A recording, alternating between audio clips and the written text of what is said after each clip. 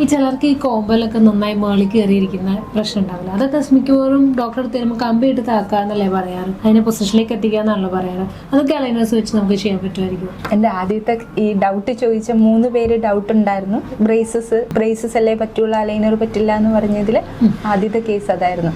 Canines 4 പുറത്തേക്കാണ് പേഷ്യൻറ്റിന്, completely പുറത്താണ്. അത് ഇതിനു മുമ്പ് ഡോക്ടർ വേറെ ഏതൊക്കെയോ ക്ലിനിക്കിൽ കാണിച്ചപ്പോൾ അവർ ബ്രേസസ് ഇടാനാണ് പറഞ്ഞത്. പേഷ്യന്റ് ഫൈനൽ ഇയർ പഠിച്ചുകൊണ്ടിരിക്കുകയാണ് എഞ്ചിനീയറിങ്, അപ്പോൾ പെട്ടെന്ന് തന്നെ യൂസിലേക്ക് പോകും. അപ്പോൾ ബ്രേസസ് എന്തായാലും പറ്റില്ല.